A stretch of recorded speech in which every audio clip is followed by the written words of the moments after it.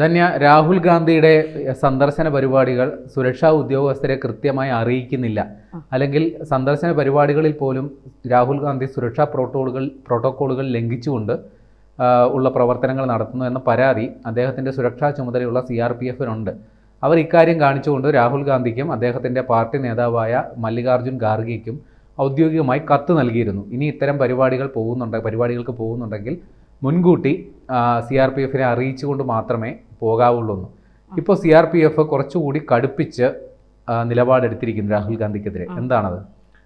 ശരിയാണ്. സെപ്റ്റംബർ 4 മുതൽ 8 തീയതി വരെ രാഹുൽ ഗാന്ധി മലേഷ്യയിലായിരുന്ന സമയത്ത് നമ്മൾ കഴിഞ്ഞ ദിവസം ചർച്ച ചെയ്തതാണ്. മലേഷ്യയിലായിരുന്ന സമയത്ത് അദ്ദേഹം ഈ തട്ടമിട്ട സ്ത്രീകളോടൊപ്പം നിൽക്കുന്ന ഒരു ഫോട്ടോ പുറത്തു വന്നു. അതിനുശേഷം ഒരു ഹെൽമറ്റോ ഒരു തൊപ്പിയോ ധരിച്ചുകൊണ്ട് ബൈക്കിൽ മറ്റൊരു സുരക്ഷാ സംവിധാനങ്ങളുമില്ലാതെ അദ്ദേഹം പോകുന്നത് കണ്ടു.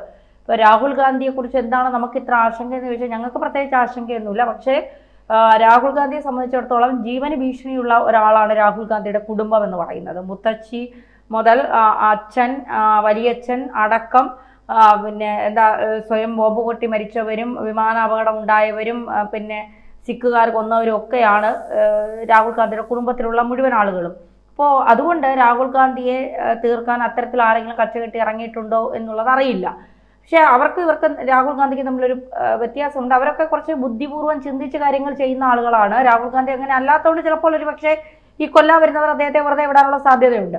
എന്തായാലും അത് അങ്ങനെ നിൽക്കുമ്പോൾ ഇന്നലെ നമ്മൾ കഴിഞ്ഞ ദിവസം പറഞ്ഞതുപോലെ തന്നെ ഈ 50 സുരക്ഷാ ഉദ്യോഗസ്ഥരാണ് രാഹുൽ ഗാന്ധിക്കൊപ്പമുള്ളത്. Z+ കാറ്റഗറി സുരക്ഷയാണ് അദ്ദേഹത്തിന് നൽകുന്നത്.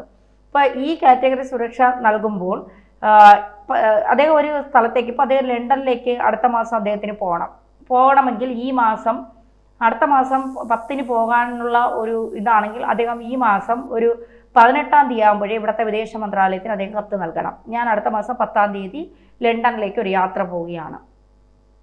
ഈ കത്ത് നമ്മുടെ വിദേശകാര്യ മന്ത്രാലയം ലണ്ടൻ വിദേശകാര്യ മന്ത്രാലയത്തിന് അയച്ചു കഴിയുമ്പോൾ അവർ ഈ യാത്രയുമായി ബന്ധപ്പെട്ട് പിന്നെ സുരക്ഷാ ക്രമീകരണങ്ങൾ അവർ നടത്തും.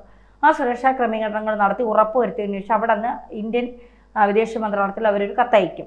ഇവിടുത്തെ സുരക്ഷയൊക്കെ ഓക്കെയാണ്, ധൈര്യമായി വന്നോളൂ എന്ന് പറയും. ആ സമയത്ത് മാത്രമേ രാഹുൽ ഗാന്ധിക്ക് കയറിപ്പോകാൻ കഴിയൂ. പക്ഷെ രാഹുൽ ഗാന്ധി പോകുന്നിടത്തൊന്നും അത്തരം സുരക്ഷാ പാലനങ്ങളൊന്നും നടത്താതെ ഒരു സാധാരണ ആളെപ്പോലെയാണ് അദ്ദേഹം സഞ്ചരിക്കുന്നത്. അദ്ദേഹത്തിന് ഒരു ഭയവുമില്ല. ഇനി അഥവാ അദ്ദേഹത്തിന് എന്തെങ്കിലും സംഭവിച്ചാൽ പോലും അത് BJP സർക്കാരിൻ്റെ തലയിലോ അല്ലെങ്കിൽ നരേന്ദ്രമോദിയുടെ തലയിലോ ഇട്ട് കോൺഗ്രസ് അതിൻ്റെ പേരിൽ കുറെ വോട്ട് നേടും, അത്രമാത്രമേ ഉള്ളൂ. അല്ലാതെ കോൺഗ്രസ്സിലുള്ളവർക്ക് പോലും രാഹുൽ ഗാന്ധിയുടെ ജീവനിൽ നിലനിൽക്കണമെന്ന് ആഗ്രഹമില്ലാത്തവരാണ്. ഇപ്പോൾ കാരണം ഈ സിഖുകാരും ഖാലിസ്ഥാൻവാദികൾക്കും ഇപ്പോഴും ഒരുപാട് ഇടങ്ങളിലുണ്ട്. അവർക്ക് ഇപ്പോഴും ആ കുടുംബത്തോടൊരു വൈരാഗ്യമുണ്ട് എങ്കിൽ അത് തലമുറകളോളം അവർ ചിലപ്പോൾ സൂക്ഷിക്കും. അത് തീർക്കുന്നത് ചിലപ്പോൾ ചെറുമക്കളോടായിരിക്കാം. കാരണം സോണിയാഗാന്ധി എന്ന് പറയുന്നത് ഇന്ത്യക്കാരിയല്ല, അവരെല്ലാം ഇറ്റലിക്കാരിയാണ്. അവരോട് തീർത്തിട്ട് പ്രത്യേകിച്ച് പ്രയോജനമൊന്നുമില്ല. ഇപ്പോൾ ഇവരുടെ തലമുറകൾ ഇപ്പോൾ ഇന്ദിരയെ പോലെയാണ് പ്രിയങ്ക ഗാന്ധി എന്നാണ് പറയുന്നത്. അതുപോലെ രാജീവ് ഗാന്ധിയുടെ അതേ ഇതാണ് രാഹുൽ ഗാന്ധിക്ക് എന്നാണ് പറയുന്നത്. അപ്പോൾ തീർച്ചയായിട്ടും ഇവരൊക്കെ ആരുടെ കണ്ണിലെ കരടുകളായിരിക്കാം, ഇവരൊക്കെ ആരുടെ കണ്ണിലെ ശത്രുക്കളായിരിക്കും എന്നൊന്നും ആർക്കും അറിയില്ല. അപ്പോഴാണ് ഇത്തരത്തിൽ സുരക്ഷാ ക്രമീകരണങ്ങൾ അല്ലെങ്കിൽ സുരക്ഷകൾ പാലിക്കാതെ രാഹുൽ ഗാന്ധി സഞ്ചരിക്കുന്നു എന്നൊക്കെയുള്ള വലിയ രീതിയിലുള്ള കാര്യങ്ങൾ പുറത്തു വന്നപ്പോഴാണ്. കാരണം വിദേശത്ത് പോകുമ്പോഴേ രാഹുൽ ഗാന്ധി ആരൊക്കെയോ നിരീക്ഷിക്കുന്നുണ്ട്. അദ്ദേഹം പലയിടത്ത് എത്തുമ്പോഴും അവിടത്തുള്ള ഫോട്ടോകൾ പുറത്തു വരുന്നുണ്ട്. എല്ലാ രാജ്യത്തും അദ്ദേഹം രഹസ്യമായി ചെയ്യുന്നതെല്ലാം പരസ്യമായി പുറത്തു വരുന്നുണ്ട്. ഇപ്പോൾ പലരും പറയുന്നു അദ്ദേഹം ഭാര്യയും മക്കളെയും കാണാൻ വേണ്ടി പോകുന്നതാണ്, ചിലർ പറയുന്നു കാമുകിമാരെ കാണാൻ വേണ്ടി പോകുന്നതാണ്, ചിലർ പറയുന്നു മറ്റ് ചില ദുരുദ്ദേശങ്ങൾ അദ്ദേഹത്തിനുണ്ട്, ആ കാര്യങ്ങൾക്ക് വേണ്ടിയാണ് അദ്ദേഹം ആരെയും അറിയിക്കാതെ പോകുന്നതെന്നൊക്കെ പറയുന്നു. അപ്പോഴാണ് CRPF മല്ലികാർജുൻ, കാരണം CRPF-നാണ് അദ്ദേഹത്തിന്റെ സുരക്ഷാ ചുമതല. CRPF മല്ലികാർജുൻ ഖാർഗെയ്ക്കും രാഹുൽ ഗാന്ധിക്ക് ഒരു കത്തെഴുതുന്നു. ഇനി ഇങ്ങനെ പോയാൽ ശരിയാവില്ല, താങ്കളുടെ യാത്രകൾ ഞങ്ങളെ അറിയിച്ചിരിക്കണം. അത് താങ്കൾക്ക് എന്തെങ്കിലും സംഭവിച്ചാൽ അത് ഞങ്ങളുടെ കൂടെ വീഴ്ചയാണ്, ഇന്ത്യക്ക് അതൊരു വലിയ വീഴ്ചയും നഷ്ടവുമാണ്. അതുകൊണ്ട് താങ്കൾ ഇനി പോകുന്ന യാത്രകളൊക്കെ താങ്കൾ അറിയിക്കണം.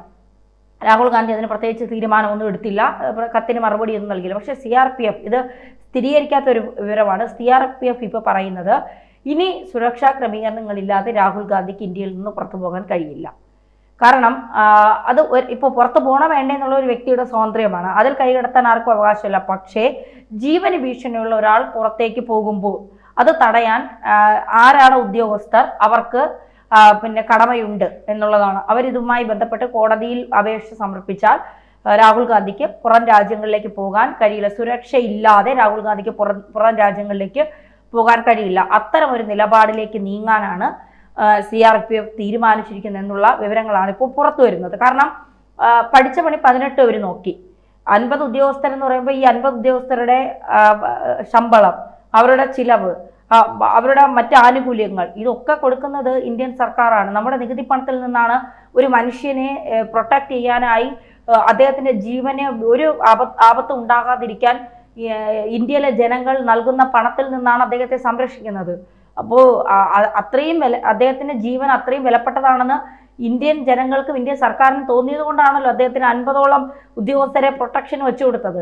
അദ്ദേഹത്തിന് ജീവന് ഭീഷണി ഉണ്ട് എന്ന് മനസ്സിലായതുകൊണ്ട്. അപ്പൊ അതിനെ ഒരു പുല്ല് വില പോലും കൽപ്പിക്കാതെ രാഹുൽ ഗാന്ധി ഇങ്ങനെ ലോകം മുഴുവൻ സഞ്ചരിക്കുന്നു, ഒരു പ്രശ്നവുമില്ലാതെ സഞ്ചരിക്കുന്നു. ഇപ്പൊ ഖാലിസ്ഥാൻവാദികളൊക്കെ കൂടുതലും കാനഡയിൽ എന്നൊക്കെയാണ് പറയുന്നത്.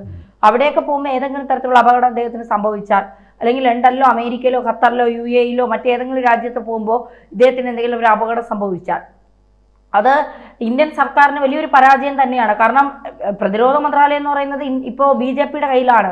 പ്രതിരോധ മന്ത്രാലയത്തിന്റെ വീഴ്ചയായിട്ടേ അതിനെ കണക്കാക്കൂ.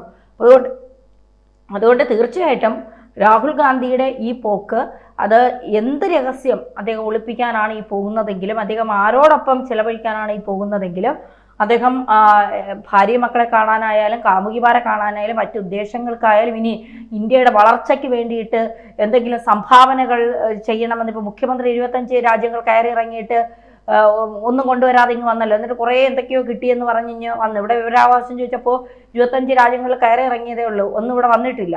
അതുപോലെ ഇദ്ദേഹം അങ്ങനെ എന്തെങ്കിലും കൊണ്ടുവരാനാണ് പോകുന്നതെങ്കിലും ഞങ്ങൾക്ക് രാഹുൽ ഗാന്ധിയുടെ ജീവനാണ് ഏറ്റവും ഇമ്പോർട്ടൻ്റ്. അതുകൊണ്ട് അത് വിട്ടിട്ടുള്ള ഒരു കളിക്കും ഇനി ഇന്ത്യൻ സർക്കാർ തയ്യാറല്ല എന്നാണ് കൃത്യമായി പറയുന്നത്. നമ്മൾ കഴിഞ്ഞ ദിവസം കുറച്ച് ദിവസങ്ങൾക്ക് മുൻപുണ്ടായ ഒരു സംഭവം, ബീഹാറിൽ വോട്ടധികാർ യാത്രയുമായി ബന്ധപ്പെട്ട് രാഹുൽ ഗാന്ധി എത്തിയപ്പോൾ രാഹുൽ ഗാന്ധിയെ ഒരാൾ ഓടിച്ചൊന്ന് കെട്ടിപ്പിടിക്കുകയാണ്, എന്നിട്ട് അദ്ദേഹത്തിന്റെ തോളിൽ ചുംബിക്കുകയാണ്.